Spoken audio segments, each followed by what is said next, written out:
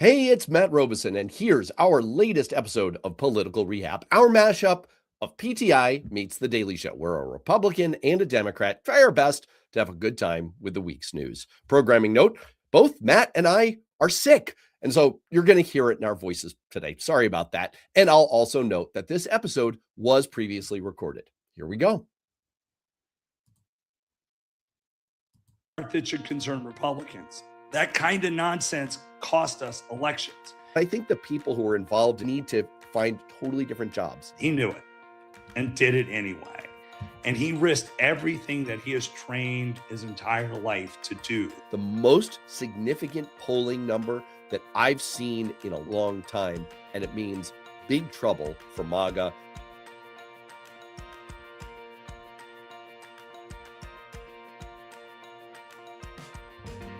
Welcome to Political Rehab, smart politics without the hangover. I'm Matt. And I'm Matt.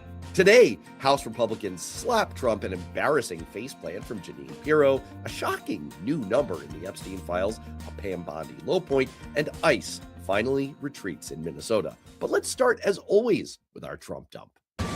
Time for the Trump dump. That's right. Time for the Trump dump, because it doesn't matter if you're a Republican, Democrat, or independent. There's something Donald Trump did this week that pissed you off. And last week, an exchange between CNN's Caitlin Collins and President Trump got a lot of attention, and justifiably so. In response to being pressed on the Epstein file situation, Trump responded with another one of his classically sexist and demeaning attacks on a female professional doing her job. What would you say to people who feel like they haven't gotten justice, Mr. President? Something that people care about. Yeah, what do you say? Go ahead. What would you say to the survivors who feel like they haven't gotten You are the justice? worst reporter. No wonder CNN has no ratings because of people like you. She's a young woman. I don't think I've ever seen you smile. I've known you for 10 years. I don't think I've ever seen a smile on your face. Now, this wasn't quite as brazen as the quiet piggy outrage of a couple of months ago, but of course, it's no less horrible. But there's another layer to this that's worth paying attention to, and that seems like it hasn't quite gotten as much attention as it should. And actually, Ms. Collins points it out right there in the video. Why? You know why you're not smiling? Because you know you're not telling the truth. And you're a very dishonest organization, and they should be ashamed of you. Did you catch that? Why would she smile while asking about horrifying sexual assaults? And here's another one for you. Here's Vice President J.D. Vance afterwards defending Trump's response. He said, it's actually like so perceptive, even if you're asking a tough question, even if you take your job very seriously, like, why does it always have to be so antagonistic? Boy, just picture him putting on the eyeliner while he says that, right? And that's the point that really bears scrutiny. Trump knows that when he's cornered, he can behave outrageously and shift attention. And we've gotten so used to it that not a single colleague of Caitlin Collins followed up with Trump to say, actually, you didn't answer her question, so now I'm going to ask it. And we've gotten so used to this entire administration prostrating themselves to kiss Trump's ass that no one pauses to pick apart the incredible illogic of the vice president of the United States saying, yeah, Trump was being really perceptive when he pointed out that a question about assault should have been asked with a smile. Just very stable genius stuff there. That's ultimately the thing here. It's not news to point out that the man, Donald Trump, is a pathological lowlife, and he acts like it all the time. But we shouldn't lose sight of the way his horrible behavior is affecting and infecting the behavior of everyone else in his administration, his party, and the media. We can only hope that when all of this is over, they'll look back and feel a measure of the shame that they really should. Now, I really didn't like the halftime show. I admit my biggest problem was that it was all in Spanish. Truth is, if it wasn't for Happy Gilmore 2 and Saturday Night Live, I probably wouldn't even know who Bad Bunny was. But normal people stop there. They say, not for me, and move on. But not MAGA. Cue the meltdown, cue the outrage, cue the think pieces about how America is collapsing because a global megastore performed in Spanish. Just take a look at what Megyn Kelly had to say. This is supposed to be a unifying event for the country, not for the Latinos, not for one small group, but for the country. We don't need a black national anthem. We don't need a Spanish-speaking, non-English performer, and we don't need an ICE or America hater featured as our primetime entertainment. Talk about triggered. And unifying, that's not the job of the NFL. The NFL is a business. It wants the biggest possible audience. The halftime show is part of that. Putting one of the most streamed artists in the world on that stage is not conspiracy. It's capitalism. And last I checked, Republicans believe in capitalism. And if you don't like it, change the channel. That's how markets work. Even Trump didn't change the channel. He didn't watch Kid Rock. He watched Bad Bunny. Truth is, this is all part of the outrage economy where your anger is currency for Donald Trump. It's how he controls you. Most of MAGA has become nothing more than mind-numb robots, parroting absurdity, anger over stupid things, convinced that every cultural moment is an existential threat. And here's the part that should concern Republicans. That kind of nonsense cost us elections.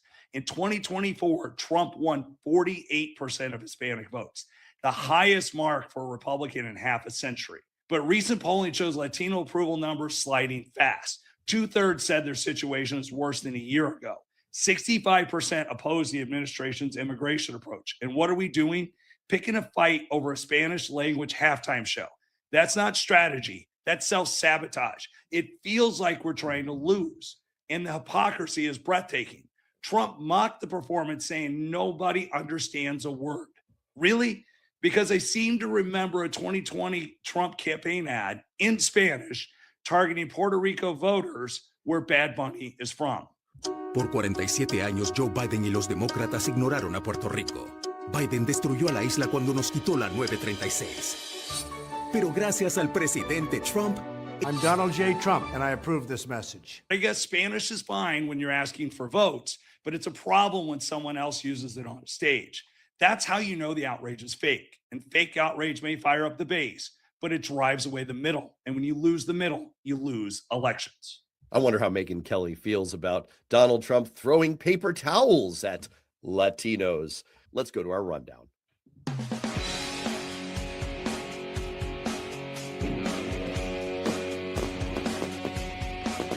First up, the U.S. House votes to reverse Canada tariffs in a massive rebuke to President Trump. 6 House Republicans voting with all the Democrats against the tariffs. Why? Because, says Republican Representative Don Bacon, we're paying for it economically. No duh. Matt, what does this mean? First of all, it's about damn time. Republicans in Congress finally seem like they may have grown a backbone. It is their job here to hold checks and balances. It is their job to control tariff policy. They, for too long, have been lapdogs for the president. Now they sort of seem to be doing something. Americans are suffering. The economy's in the toilet. Look, it's time that they finally do this. They need to continue to push forward. Otherwise, we're just going to see an ass kicking this November, and the economy is just going to continue to collapse.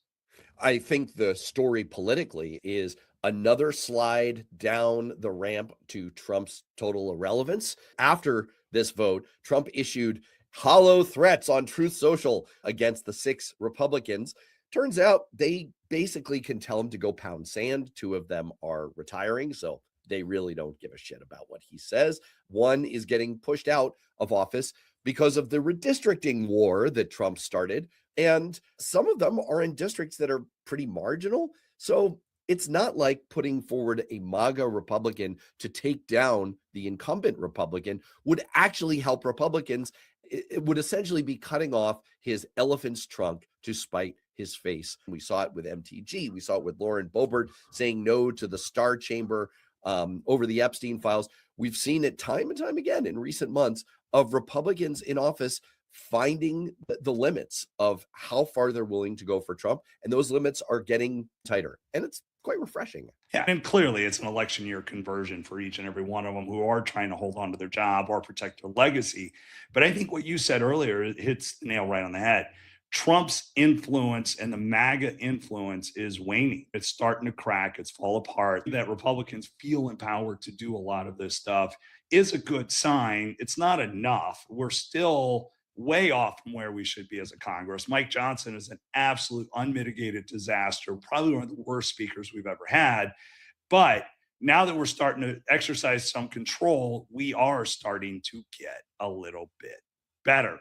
Next up, in another rebuke to Trump, his Justice Department, a federal grand jury in Washington, D.C. declined to indict 6 Democrat lawmakers who appeared in that video earlier this year urging the U.S. military and intelligence personnel to refuse unlawful orders. Now, it's a stunning rebuke to the Trump Justice Department. Matt, what do you make of this? Attorney General Pam Bondi, in her fractious hearing that we're going to cover in just a couple of minutes this week, announced weaponization has ended. This was news to the Republicans who weighing in on this effort to prosecute 6 Democratic lawmakers for pointing out what is, in fact, the law, which is you have an obligation, if you're in the military, to refuse unlawful orders. This whole attempt was indeed lawfare. That's what Senator Tom Tillis, Republican of North Carolina, said. He accused the administration of political lawfare. Chuck Grassley, noted liberal snowflake, that thankfully in this instance, a jury saw the attempted indictments for what they really were. Law enforcement people ought to be spending their time on making our community safe. The failed political driven legal attempts to go after James Comey, Letitia James, Jerome Powell, Lisa Cook, Adam Schiff, Eric Swalwell, Jack Smith, and the sandwich hoagie thrower DC ICE case.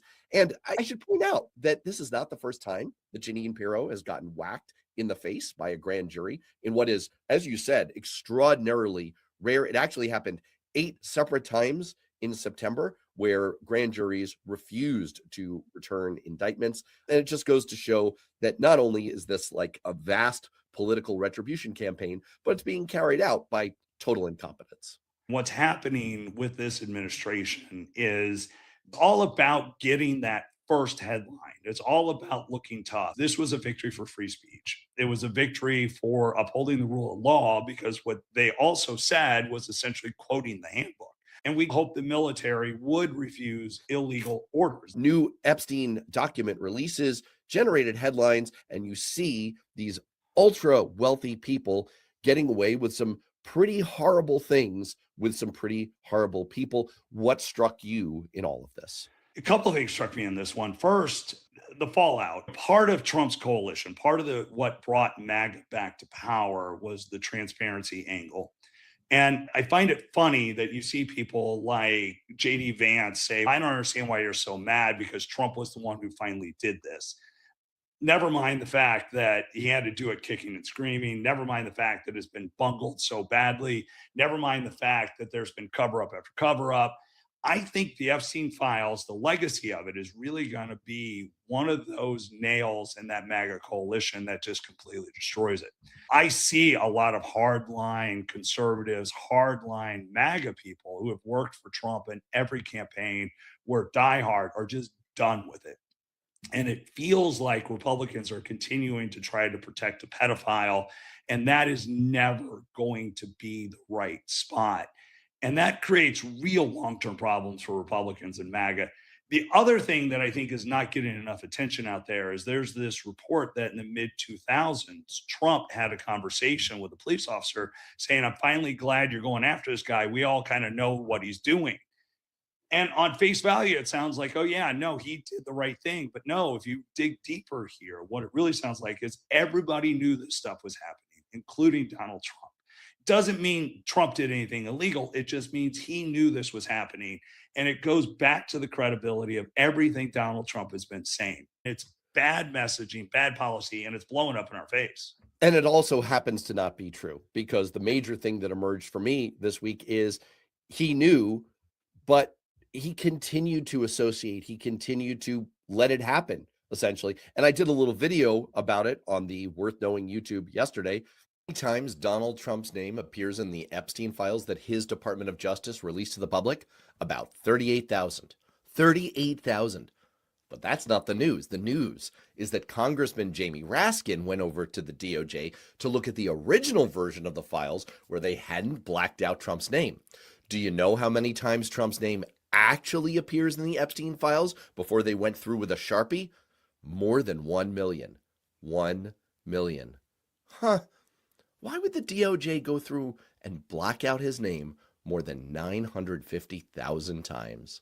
I think that says it all. Speaking of Epstein, Attorney General Pam Bondi faced intense questioning from Democrats and some Republicans about the Justice Department handling of the Jeffrey Epstein files. including why the department initially redacted and withheld certain names and documents. Some of the highlights from yesterday: Bondi accused Massey of Trump derangement syndrome. She launched personal attacks on Democrats rather than sticking to procedural answers and reactions. Democrats accused her of shielding powerful names and mishandling victims. And the hearing became just combative and political. Matt, what's your take on what we saw in the Bondi hearing? Absolute low point. Thomas Massey accused Pam Bondi of using cue cards that she's not smart enough to memorize. Her staff had prepared zingers and attacks and put downs. She said of Jamie Raskin, who is a celebrated constitutional law professor, she said, "You don't tell me anything, washed up loser lawyer, not even a lawyer." This is just some like sub kindergarten level stuff. And it's just completely humiliating for the people involved. I seriously think that when all of this is over, what it says to me is that the people who emerge in the wreckage of this is like a post-apocalyptic movie scenario, right? This is like Waterworld. Like if we're all on an atoll in the post-Trump America trying to figure out like how to survive, I feel like we're going to have to find a way to hold people accountable for their role in all of this. I think the people who are involved in putting together cue cards like this need to just not be in politics anymore. They need to find totally different jobs. Like there has to be some kind of penalty for dragging American democracy down to this level. Yeah, look, to me, it felt like she was an unhinged lunatic. And I say this about someone who I actually thought was probably going to be a good nominee to be attorney general. I know MAGA's cheering her on. One of the emails I received, I think it was last night, said Pam Bondi just dropped the bomb on Democrat Epstein hypocrites once and for all. And look, I got to say this once again. For the voters who decide elections, they're not cheering her on. They want answers on why no one is being held accountable. And you can't be an answer that no one is being prosecuted because the stock market's over 50,000. It looks like Republicans are protecting a pedophile. And if the goal was to hand the election to Democrats in 2028, not to mention the midterm, Pam Bondi accomplished that goal. But more importantly, she so failed the victims. She so failed the American people. She should be fired. Like, she cannot continue to serve in this role. She has been a disaster. She's been unhinged. It's a problem for all of us, and we can't continue that way. Breaking news right as we started recording this, border czar Tom Homan, who was brought in to oversee the ICE presence in Minnesota, announced that the enforcement surge in the state will end, telling reporters that President Donald Trump has approved his request to conclude the operation. He said, "I will remain in Minnesota a little longer to oversee the drawdown to ensure its success." First of all, very interesting use of a military term, the drawdown, which we associate with forces in places like Afghanistan. But Matt, what do you make of this announcement after all of the horrible headlines of the past month or two? It was clearly just a matter of time. Look, as we talked about, when Holman sort of becomes the voice of reason and all this, we've jumped the shark a little bit. I find it interesting that earlier this year, he was interviewed for a book, and one of his comments were about how these need to be targeted and these need to be within kind of American values. But for some reason, Noam and Bovino completely went out and militarized the whole situation. Minnesota is going to go down as how not to do enforcement. I do think if there is one good thing that's going to come out of those tragedies is going to be Americans stepping up and trying to take their country back, because we don't want our streets militarized. This is not what we voted for. This is not what we want. We want strong enforcement. We don't want military in the streets. And I do think we're starting to make that way. And that's why I think this was inevitable. I can foresee that when we broadcast this episode live, there will be, because we always get people being a little trolly, there will be people saying, "Oh, you're for open borders. You're for letting all the illegals stay here." It's not what either of us are saying. No. It's not what most people in both parties believe. What we're against is a paramilitary attack on American communities and American citizens and on immigrants who are in those communities. We don't want to see violence this is not, as you said, the way to do enforcement. I agree with you that this was inevitable. There's a proud tradition in American politics of allowing a little bit of face-saving time to elapse before doing the inevitable step. Shoot, you saw it in the Cuban Missile Crisis when we made a secret deal with the Soviet Union to remove Jupiter missiles from Turkey. We just said, look, we can't make it public for 6 months. Tom Homan, this has been a plan probably in his back pocket ever since he arrived in Minneapolis, and now they're going through with it after a little bit of face-saving time. With that, let's get to our fun segment, Up or Down. This is Up and Down, your political pulse check. Who crushed it? Who face planted and who needs a trip to political rehab? First up, there was a story this week about AOC rising and how she has gotten a lot more clout between Mondami, between what's happening in New Jersey, her pick to win Mikey Sherrill's seat. She seems to have really sort of grown. Matt, AOC, up or down? AOC is up. She's become a power broker in the Democratic Party. She raises a ton of money, $24 million in 2025. In the cycle before, it was something like $33 million between her PAC and her personal campaign. And she distributes that around progressive candidates. She's become a coveted endorsement, and her anti-oligarchy tour with Bernie Sanders was obviously a big draw.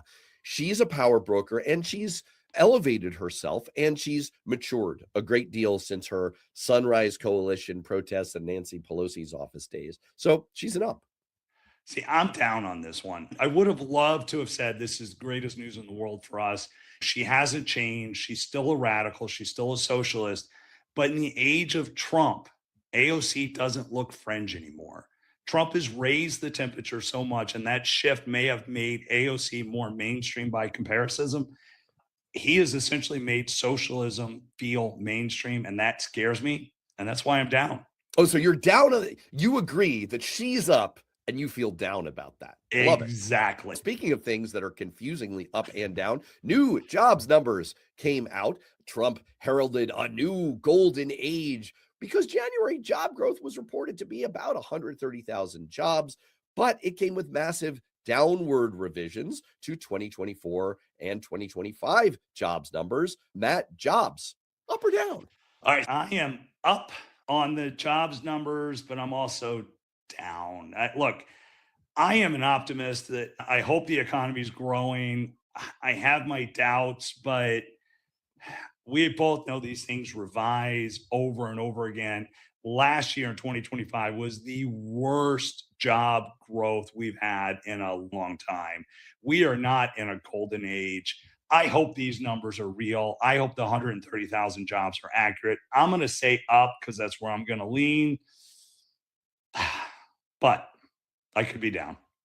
This is a clear down for me. 2024's job creation numbers were revised downward from 2 million to 1.2 million. That's a loss of 800,000 jobs. 2025 revised down from 584,000 to 181,000, a loss of 400,000 jobs. Put it together over the last 2 years, we actually are seeing 1.2 million fewer jobs than we thought we had created in America. For those keeping track at home, that is even more than the number of times that Donald Trump appears in the Epstein files. It goes to show, and by the way, so not only is that like hugely terrible, but why would I trust that we created 130,000 jobs in January? I clearly don't. This is a big down. Next up, Gallup has reported that they're no longer going to do presidential approval ratings. They've been doing it since 1930s. It's been a benchmark of American political sentiment. But due to polling environment challenges, media economics, they're no longer going to do it. Matt, up or down on this one? Down. You're in communications, you're in politics, you're an operative, you're a consultant. They said that this represents a strategic shift reflecting research goals and priorities. That's why they're doing it.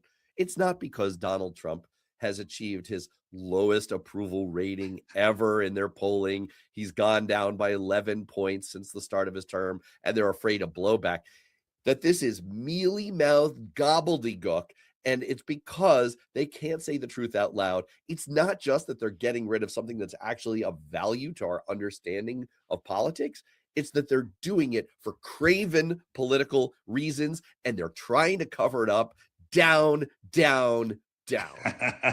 I too am down. The one thing we know about polling is trends are the most important thing, because the one number is a snapshot in time. But when you look at polling and when you can go back to the 30s and begin to see what these things look like, they tell us a mood, they tell us a sentiment. It is a valuable tool when you start to look across it.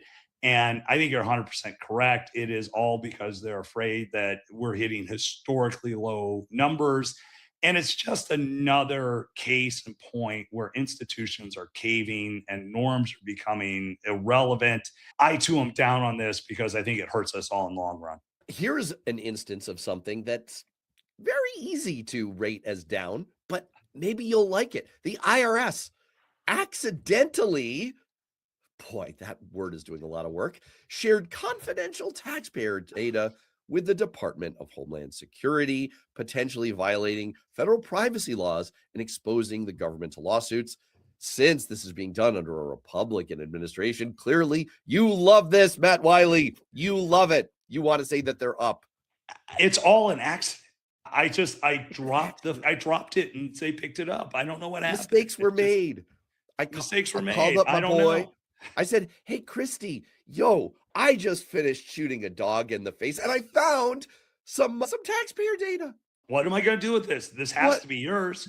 This is the second time in the last week where we have seen confidential data being released in ways that it shouldn't. It was Social Security data before. Now it's IRS tax data. I am for smaller, less government, as all Republicans should be.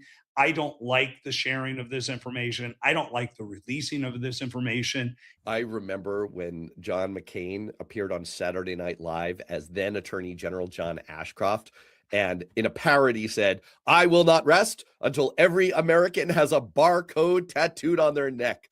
Back to the future, baby. Yes. I worked for Ashcroft. He's a great guy. I do know this. I do know this. I know it's a little on the nose, but if the flu shits, man. If you can't laugh at things, why are we doing this? Yeah, get out of the kitchen. Department of Homeland Security has hired a social media manager from the Department of Labor for a key communications job, despite posts he made on Labor Department media accounts that raise internal alarms over possible white nationalist messaging. Matt, up or down? Oh, I'm up. I'm way, way up on this. First of all, this guy made his mark creating 1930s Germany-esque images and provocations online, and then he gets hired by this administration for an even bigger job. I did not see that coming. This is great. Every time these people reveal who they are, I like it. I like my Nazis highly visible. I want to know where they are. I want to know what they're up to. I want to know what jobs they hold. I don't want them like skulking around and like sneaking up on us. I want them in plain freaking sight. And one great thing about this administration is you see all the Nazis. They're all over the place. I, of course, am down on this one. I think it's horrible that this administration continues to hire people that in any other administration, anywhere else, would just be kicked out before they even walked in. And the fact that we continue to double down and it gets reported and then we say we're not even going to do anything, he's still on board, just shows the complete lack of talent they have to bring in, and the fact that nobody really of any quality wants to work there, so they have to have white nationalist Nazis working. I'm down because this administration's a shit show, and it continues to prove that it's a shit show. It really is amazing to me, just quick sidebar, how many competent Republicans like you that I know who are really good at doing politics, they can't get any of those people. No, they need to get the people who try out by being as Nazi as possible. It's so great. And let's go one step further here. Now imagine telling my clients that we have to find a way to deal with this as a conversation when you're on the campaign trail, because these are the questions we get asked when we're out there campaigning is, why are you hiring Nazis? Do you support hiring Nazis? Of course I don't support hiring Nazis. But now you're in this weird primary situation where you have to try to distance. And this is why it's a complete mess. This is why real Republicans like you are continually aghast and frustrated and miserable at everything associated with Exactly. Here is a confusing one. I'm not sure where you're going to land. Ukrainian Winter Olympics skeleton athlete. That preamble there was to distinguish that he's not a physical skeleton. He competes in the skeleton. Vladislav Haraskevich was disqualified from the skeleton after competing with a helmet showing images of war dead in Ukraine, violating Olympic political neutrality rules. I got to admit, Matt, I don't know that there's a simple up down on this for me, but where did you land? Yeah, I have the same problem. I'm going to say up on this one, and let me explain. The Olympics long has had political undertones going back to Nazi Germany. The rules do exist to say you can't do it. And so these are clear. But the reason I'm up for it is because he knew it and did it anyway. And he risked everything that he has trained his entire life to do, to talk about his country and his countrymen who have been killed and to bring this message forward. He was willing to sacrifice everything just to bring attention to his country. I completely agree with that. I understand the rule against political demonstration, political speech at the Olympics, but sometimes the principle is worth letting go of something because it matters so much. And this is such a case. Tommy Smith and John Carlos in the 68 Olympics, the fist raised Black Power salute. You might not have totally agreed with it, but they felt on principle that what they were expressing was worth it. It was worth giving up medals. It was worth disqualification in this case. And I agree with this athlete. This is worth it. Last one, low information voters. A pre-election poll showed that low information voters backed Trump 60-40.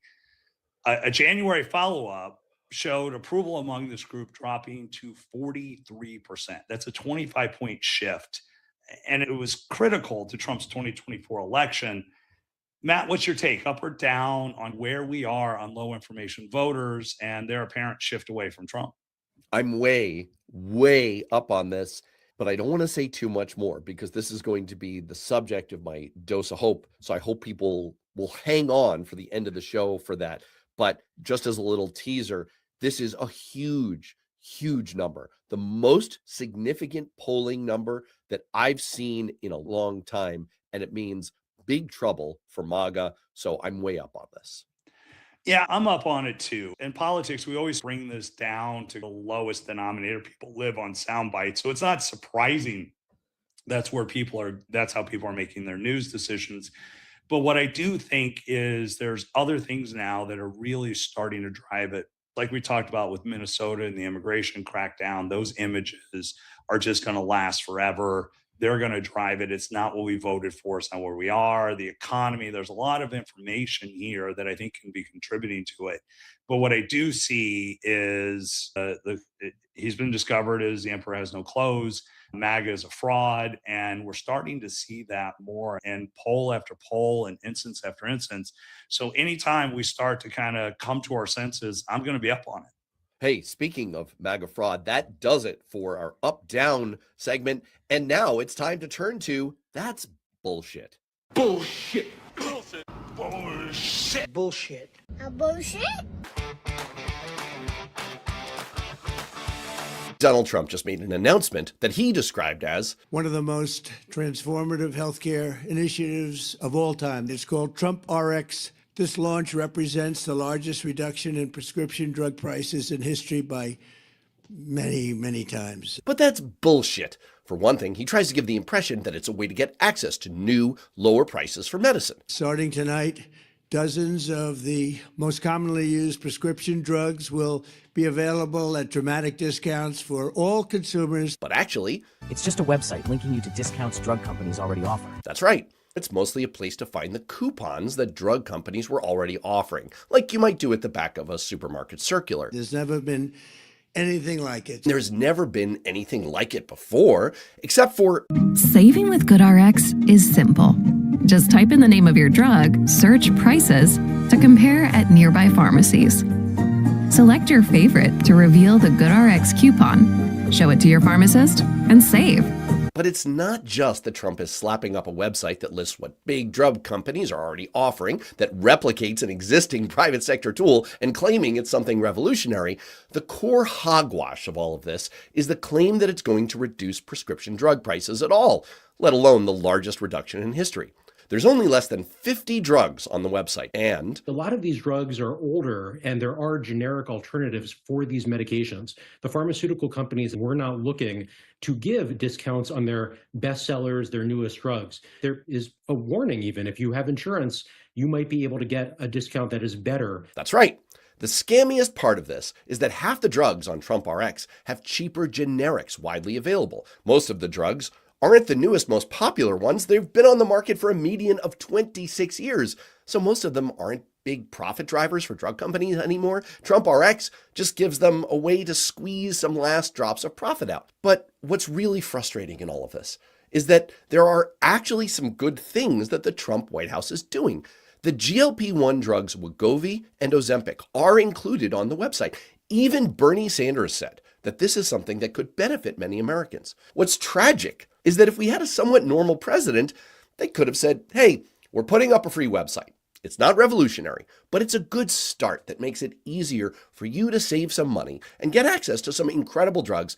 And we're going to keep working on it and expanding it. It would have been hard for anyone to object, especially if they had included some Democratic Party ideas. They could have made some progress and everyone would have looked great. But this president can't do that. So instead of celebrating some nuggets of good, we're just left with a pile of bullshit. Wow, what a great, look, everybody knows I hate Trump RX, but wow, that was just amazing. Great insights, great take. More people just need to be paying attention to that. Wow. From your lips to God's ears. Speaking of elevating our conversation, let's close out, as we always do, with our dose of hope.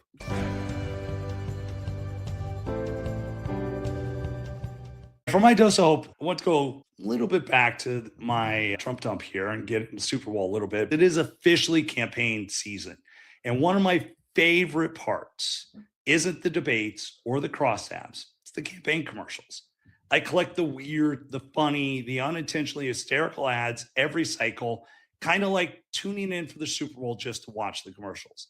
And this year is already delivering, because the ShamWow guy is running for Congress in Texas. Yes, that ShamWow guy, the infomercial pitchman behind the super absorbent towels and the slapdash TV gadgets, is now a Republican candidate in Texas' 31st district, challenging a longtime incumbent and campaigning to destroy wokeism.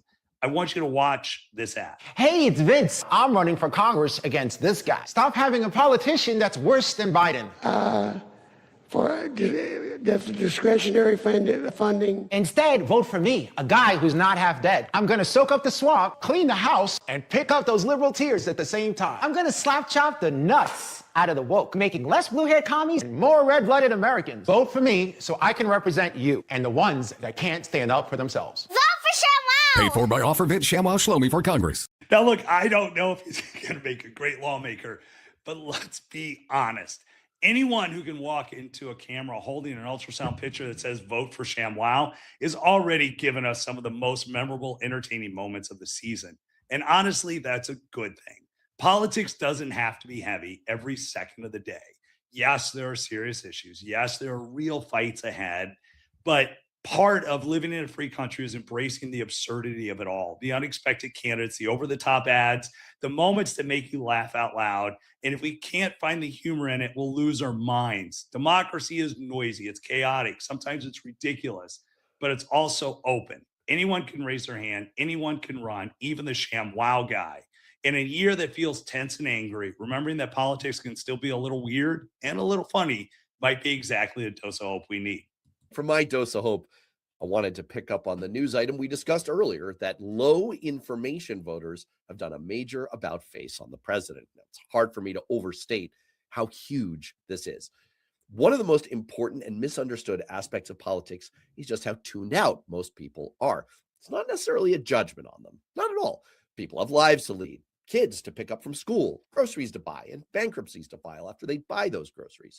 But for those of us who pay a lot of attention to politics and news and current events, it's hard to fathom how little most people are paying attention and how different our perceptions are from our other fellow Americans who don't have the time or inclination to be as focused on these things. And that's why we ended up in the situation we're in. Analysis of the 2024 election results showed that people who pay some or a lot of attention to the news actually favored Kamala Harris by 6 points.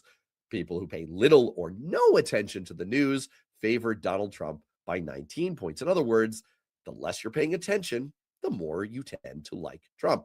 But now that's changing. Reminds me of the old Bob Marley line, you can fool some people sometime, but you can't fool all the people all the time. And as much as I think everyone in a democracy should be informed and educated on the issues so we can make good decisions together, I know that's become increasingly hard as credible sources of news and information have dried up or gotten whacked by bald-headed billionaires like Bezos. But despite all of that, the truth is breaking through. Voters are seeing what's going on. They're saying, we were willing to put up with some of this bullshit because we thought you, Trump, would improve our lives. You're not. More and more, they're saying, we're done. That's not necessarily going to hold for all time. There will be ups and downs. But it's at least a glimmer that our democracy is catching up to reality, and we may get through all of this. And on that bright, uplifting note, for Matt, I'm Matt. We'll see you next time.